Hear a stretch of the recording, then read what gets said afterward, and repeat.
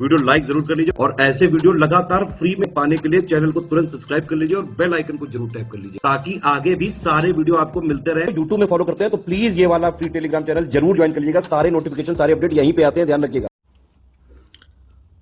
SCS daily quiz के अंदर हम आज 4 फरवरी के क्वेश्चंस को इस वीडियो में देखेंगे। अगर आपने ग्रुप ज्वाइन नहीं किया है अब तक तो प्लीज़ ज्वाइन करें। सारी क्विज़ डेली करवाई जाती हैं, आप इसको अटेम्प्ट भी कर सकते हैं यहाँ से। सो हम फर्स्ट क्वेश्चन से स्टार्ट करेंगे। पहला क्वेश्चन हमारा है कि देखिए यहाँ पे 2 स्टेटमेंट दे रखे हैं A और B करके, ठीक। तो उसको देख लेते हैं। ए में कहा जा रहा है कि भूमि राजस्व मुख्य रूप से भूमि पर कर लगाने से प्राप्त होता है, ठीक। तो बिल्कुल ठीक बात है कि जो रेवेन्यू हमारा लैंड रेवेन्यू मिलता है वो भूमि पर टैक्स ही तो लगता है, उससे ही आता है। दूसरा है संक्षेप में भूमि राजस्व भूमि से प्राप्त उत्पाद पर लगाया गया कर है, ठीक। तो उसी बात को यहाँ दूसरी तरीके से दे दिया गया है। तो अब दोनों कथनों के बीच संबंध क्या पहचाने, तो जो बी है ये हमारा ए की एक तरीके से सही व्याख्या है, ठीक। तो यहाँ से बी ऑप्शन को चूज कर लेंगे हम।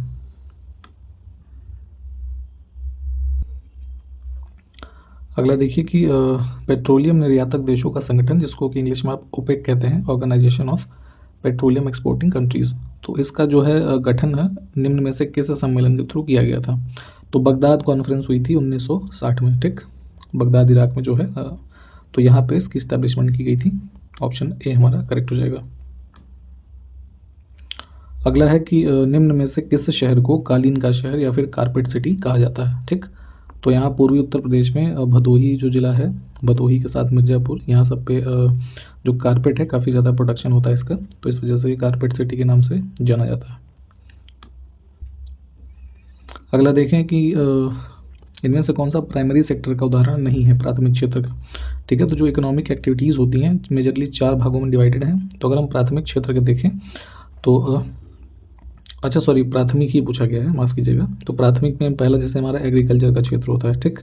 तो यहाँ पे जो डेयरी का सेक्टर है हमारा, है ना, दूध से संबंधित, जिसमें डेयरी प्रोडक्ट्स का व्यापार होता है एक तरीके से कह लीजिए, तो ये हमारा प्राथमिक क्षेत्र का उदाहरण हो गया। ट्रांसपोर्ट जो है ये आ जाएगा आपका इसमें सर्विस सेक्टर में ही आ जाएगा। बैंक सर्विस सेक्टर होता है। शू फैक्ट्री जो है ये आपका इंडस्ट्रीज़ में आएगा, तो इस टर्शरी सेक्टर में आ जाएगा। तो बी को चुनेंगे हम यहाँ से। अगला देखें कि किस संवैधानिक संशोधन अधिनियम ने राष्ट्रीय न्यायिक नियुक्ति आयोग की स्थापना की शुरुआत की, जिसका उद्देश्य अधिशासी मंडल यानी कि कॉलेजियम प्रणाली को बदलना था, ठीक। तो बेसिकली ये कहा क्या जा रहा है कि जैसे जो हमारी जुडिशियल अपॉइंटमेंट्स होती हैं, स्पेशली सुप्रीम कोर्ट और हाई कोर्ट में जो जजेस वगैरह की अपॉइंटमेंट होती है, तो अभी वर्तमान में एक सिस्टम है जो सुप्रीम कोर्ट वगैरह के जो जजेस हैं उससे मिलकर बनता है, जिसको अधिशासी मंडल या फिर कॉलेजियम सिस्टम कहते हैं, ठीक। तो एक अमेंडमेंट किया गया था कॉन्स्टिट्यूशन में 99th अमेंडमेंट, ठीक, जिसके द्वारा इसको बदल करके एक नेशनल जुडिशियल अपॉइंटमेंट कमेटी बनाई गई थी, राष्ट्रीय न्यायिक नियुक्ति आयोग, ठीक। तो इसके कॉम्पोजिशन में गवर्नमेंट के मेंबर्स शामिल थे। वो कॉम्पोजिशन आप एक बार देख सकते हैं। बाकी इस अमेंडमेंट को सुप्रीम कोर्ट ने जो है नल एंड वॉइड घोषित कर दिया था, तो बाद में ये रद्द हो गया था। तो यहाँ पे ऑप्शन ए जो हमारा है ये करेक्ट हो जाएगा। अगला है कि निम्न योजनाओं में से किसका उद्देश्य टीबी यानी कि जिसको तपेदिक कहा जाता है, तो तपेदिक के रोगियों को पोषण संबंधी सहायता के लिए प्रोत्साहन प्रदान करना है। तो ये ट्यूबरकुलोसिस के पेशेंट्स के लिए एक स्कीम लॉन्च की गई थी। ये है निक्षय पोषण योजना। ये ऑप्शन हमारा करेक्ट हो जाएगा। अगला देखें कि सेबी का फुल फॉर्म आपसे पूछा जा रहा है, पूर्ण रूप क्या है, ठीक। तो सी ऑप्शन हमारा करेक्ट हो जाएगा, securities and exchange board of India. इसका जो मेजर काम है हमारी जो प्रतिभूति मार्केट है सिक्योरिटीज़ की, जैसे शेयर मार्केट वगैरह, इन सब का रेगुलेशन करना। तो यहाँ से सी ऑप्शन करेक्ट हो जाएगा। अगला है कि निम्न में से किसके पास भारत के मुख्य केंद्रीय सूचना आयुक्त को हटाने की शक्ति है, ठीक। तो जो हमारे चीफ इंफॉर्मेशन कमिश्नर होते हैं इनके रिमूवल की पावर होती है राष्ट्रपति के पास, ठीक। अगला देखिए कि शिक्षा और अनुसंधान पहल गतिशीलता कार्यक्रम में कौन सा देश शामिल है, ठीक है। तो एक प्रोग्राम है हमारा education and research initiative mobility programme, ठीक, जिसको यहाँ शॉर्ट फॉर्म में फुल फॉर्म है इसका UK India education and research initiative, ठीक, फुल फॉर्म इसका ये होता है। तो ये इंडिया और यूनाइटेड किंगडम के बीच एक जो एजुकेशनल लिंकेजेस हैं इसको इन्हेंस करने का एक प्रोग्राम था जो लॉन्च किया गया था वर्ष 2006 में, ठीक। तो यहाँ से हमारा जो बी ऑप्शन है इसको चुनेंगे हम। अगला है कि नकद में प्राप्त अधिकतम कितने रुपए तक के व्यक्तिगत उपहारों को आय नहीं माना जाता है। ठीक, तो देखिए अगर आपको जैसे कोई उपहार दे रहा है, गिफ्ट दे रहा है, तो अगर उसकी वैल्यू मैक्सिमम 50,000 रुपये है, ठीक, तो उसको एक तरीके का इनकम नहीं माना जाएगा आपका, ठीक है, उसको गिफ्ट माना जाएगा। और अगर उससे ऊपर का गिफ्ट है, ठीक, तो उसको एज अ इनकम काउंट किया जाएगा और मे बी वो टैक्सेस उस पर चार्ज हो जाए। तो यहाँ से फिलहाल हमारा डी करेक्ट हो जाएगा। अगला है कि राष्ट्रीय सांप्रदायिक सद्भाव अभियान सप्ताह इनमें से किन तिथियों के बीच में मनाया गया। ठीक, तो अभी हाल ही में नेशनल कम्युनल हार्मनी जो कैंपेन था इसको मनाया गया है 19 से 25 नवंबर के बीच। अगला है कि निम्न में से कौन सा कार्यक्रम ग्रामीण क्षेत्रों और आर्थिक तथा सामाजिक रूप से हाशिए में रहने वाले समूहों की महिलाओं की शिक्षा और सशक्तिकरण पर केंद्रित है। ठीक, तो जो सोशली और इकोनॉमिकली मार्जिनलाइज्ड हमारे ग्रुप्स की रूरल वुमेन हैं उनके एजुकेशन और एम्पावरमेंट के लिए स्कीम चालू की गई थी यहाँ पे महिला समाख्या कार्यक्रम। ठीक, और इसको स्टार्ट किया गया था हमारा 1989 में। ठीक, और किसके अंतर्गत किया गया था, तो एक नेशनल एजुकेशन पॉलिसी आई थी 1986 में। ठीक, तो उसके अंतर्गत इसको किया गया था। और अभी फिर एजुकेशन पॉलिसी जो हमारी आई थी फिर 2020 में, इसको आपने पढ़ा ही होगा। तो यहाँ से हमारा जो सी ऑप्शन है ये सही हो जाएगा। अगला है संयुक्त राष्ट्र महासभा द्वारा convention on the elimination of all the forms of discrimination against women, एक ये ऑर्गेनाइजेशन है, इसको या प्रस्ताव कह लीजिए, रिजोल्यूशन, इसको किस वर्ष अपनाया गया था। ठीक है, यूनाइटेड नेशन जो जनरल असेंबली है उनके द्वारा, तो ये 1979 में।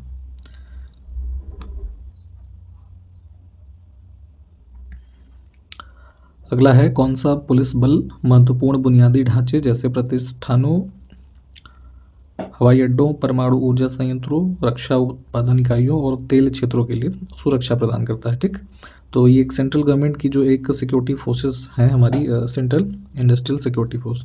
ठीक, इनके द्वारा जो हमारे एयरपोर्ट्स हैं और एटॉमिक यूनिट्स हैं, ठीक है, इन सब की सिक्योरिटी प्रोवाइड की जाती है।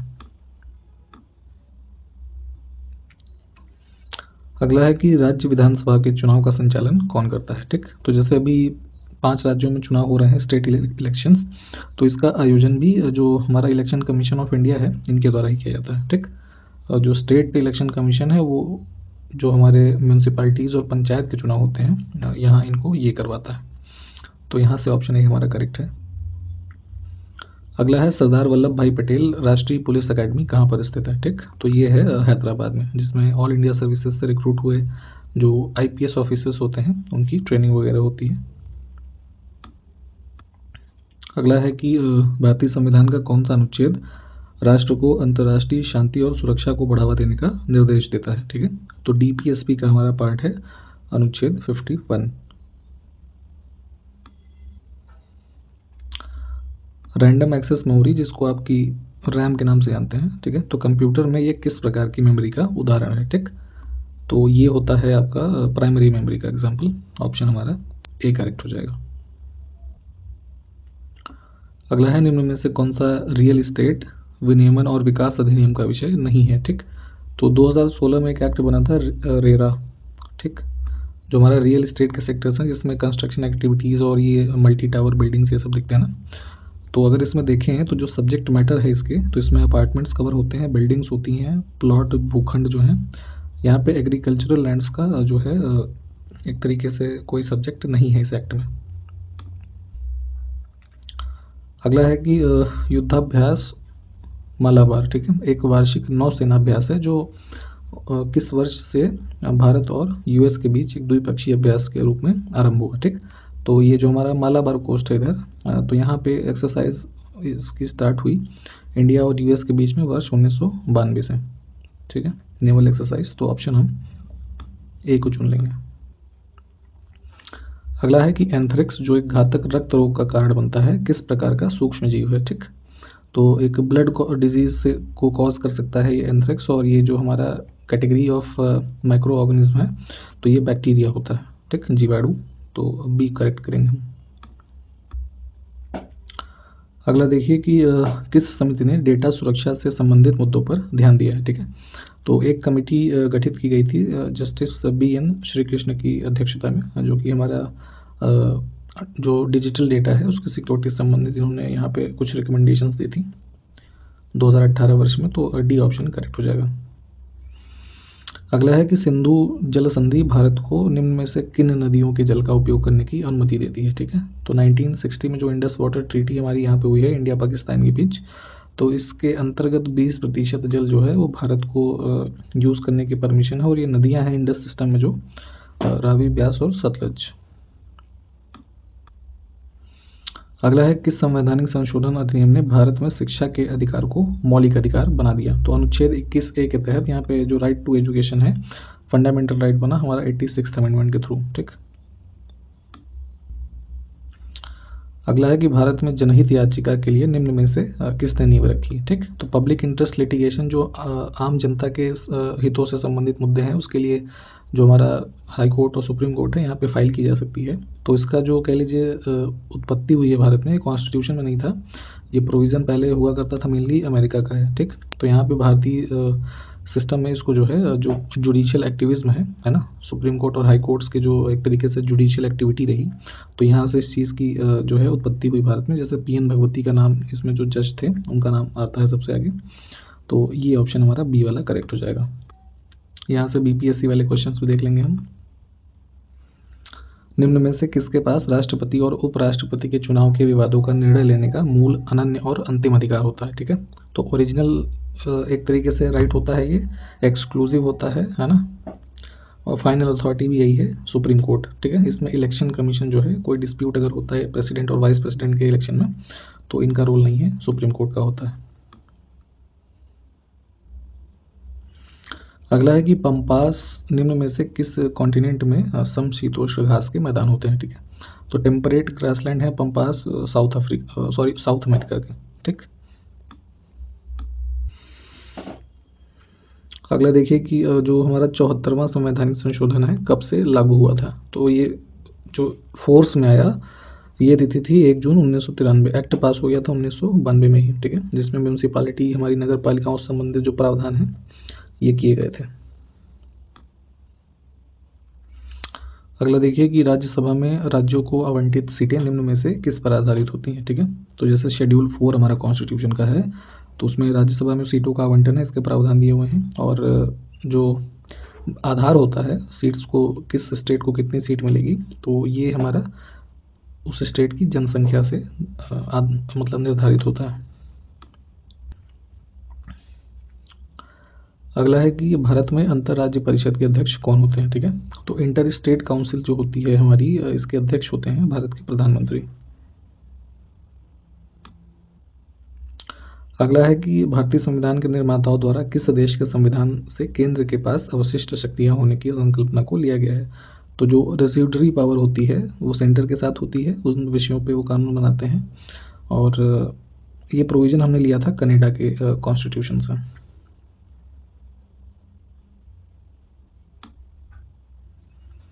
अगला है कि न्यायिक सक्रियतावाद के संदर्भ में PIL का पूर्ण रूप क्या होता है। तो अभी ऊपर भी बताया आपको कि PIL जो है इसका मतलब होता है हमारा पब्लिक इंटरेस्ट लिटिगेशन, है ना, हिंदी में इसको जनहित याचिका बोलते हैं। अगला है भारत में पहला भूमि अधिग्रहण कानून किस वर्ष में पेश किया गया था, ठीक है। तो ये ब्रिटिशर्स के टाइम पे ही हो गया था 1894 में, ठीक है, जो फर्स्ट हमारा लैंड एक्विजिशन लॉ पास किया गया था। अगला है किस अंग्रेजी राजनीतिक वैज्ञानिक ने उद्देशिका को भारतीय संविधान की कुंजी या फिर कीनोट कहा था, ठीक। तो जो हमारा प्रियम्बल है कॉन्स्टिट्यूशन का, एक तरीके से क्रिस्प फॉर्म में आप पूरे कॉन्स्टिट्यूशन का एक सार है वो, ठीक है। तो इसी को यहाँ पे कुंजी या फिर कीनोट डिस्क्राइब किया था एक विधिवेत्ता थे, संविधान के एक्सपर्ट सर अर्नेस्ट बार्कर। अगला है निम्न में से कौन सा वजन शिशुओं में कम जन्म के वजन से संबंधित है, ठीक है। तो जैसे अगर आपने देखा होगा कि जब कोई जैसे नया बेबी जो है जन्म लेता है, तो अगर वो 2.5 किलो से कम है तो माना जाता है कि उसका जो वेट है वो सामान्य वजन से कम होता है, ठीक। तो ए ऑप्शन को चुन लेंगे। अगला है निम्न में से किसे एक पेडोलॉजिस्ट के रूप में जाना जाता है, ठीक है। तो जैसे पेडोलॉजी है वो मिट्टी से संबंधित विज्ञान है, तो उसी प्रकार पेडोलॉजिस्ट जो होगा वो मृदा वैज्ञानिक होगा। अगला है कि आयकर की गणना किस आधार पर की जाती है। ठीक, तो जैसे हम आयकर जमा करते हैं तो हमारा आयकर जो है वार्षिक रूप से कैलकुलेट होता है। ठीक है, तो इस हिसाब से इस पर जो रेट ऑफ टैक्स होता है वो लगता है, तो ए ऑप्शन हमारा करेक्ट हो जाएगा। भारत में पहली रेलवे लाइन का परिचालन किस वर्ष में किया गया था। ठीक है, तो तत्कालीन बॉम्बे से थाने के बीच में महाराष्ट्र में ये पहली लाइन चलाई गई 1853 अप्रैल में। ठीक, करीब 34 के आसपास किलोमीटर की डिस्टेंस थी। देख लीजिएगा एक बार। तो फिलहाल बी ऑप्शन हमारा करेक्ट है।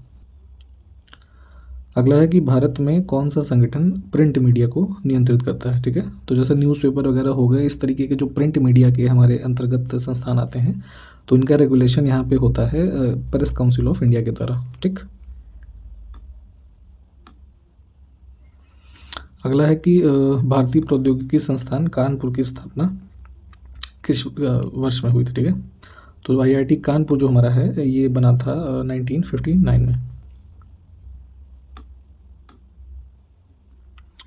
भारत में लिंग अनुपात को प्रति कितने पुरुषों पर महिलाओं की संख्या के रूप में परिभाषित किया था। ठीक है, तो सेक्स रेशियो की परिभाषा ये है कि प्रति 1000 जो पुरुषों पर महिलाओं की संख्या जो होती है वो लिंग अनुपात होती है। अगला है कि कार्यस्थल पर यौन उत्पीड़न रोकथाम निषेध और निवारण अधिनियम 2013 किन पे लागू होता है। ठीक है, तो सेक्सुअल हैरेसमेंट जो वर्क प्लेसेस पे होते थे इन सबको रोकने के पर्पज से 2013 में हमारा ये एक्ट बना, जो कि ऑर्गेनाइज और अनऑर्गेनाइज सेक्टर दोनों पे लागू होता है। ठीक है, चाहे वो गवर्नमेंट का सेक्टर हो चाहे प्राइवेट हो। तो ए ऑप्शन को हम चूज करेंगे। अगला है कि भारत में साइमन कमीशन जो है किस वर्ष में आया था। ठीक, तो इनका आगमन भारत में हुआ था 1928 में। जो हमारा 1919 का एक्ट था उसको रिव्यू करने के लिए यहाँ पे इनको भेजा गया, तो सी ऑप्शन करेक्ट हो जाएगा। स्वतंत्रता के बाद बिहार के पहले राज्यपाल कौन थे। ठीक, तो यहाँ पे ये थे जयराम दास दौलतराम। अगला है कि सादिया और धुबरी के बीच राष्ट्रीय अंतर्देशीय जलमार्ग किस नदी पर स्थित है। ठीक, तो ये इनलैंड वाटरवेज है ब्रह्मपुत्र नदी पे सादिया और धुबरी के बीच में। इसका नंबर क्या है, जैसे नेशनल इनलैंड वाटरवेज 1 होता है 2 होता है, तो इसका जो नंबर है आप हमको कमेंट करके बताइए। अगला है कि राष्ट्रीय मानवाधिकार आयोग की स्थापना किस वर्ष में की गई थी। ठीक है, तो जो नेशनल ह्यूमन राइट्स कमीशन है इसकी स्थापना हुई थी तो वैसे तो 1993 में। अब चूंकि यहाँ दिया नहीं है तो ये ऑप्शन को चूज कर लेंगे हम। निम्न में से भारत में प्रत्यक्ष विदेशी जो निवेश होता है इसको कौन नियंत्रित करता है। तो एफडीआई जो हमारा कह लीजिए एक तरीके से इन्वेस्ट होती है इंडिया में, तो इन सबको रेगुलेट करने या कंट्रोल करने का काम रिजर्व बैंक ऑफ इंडिया का है।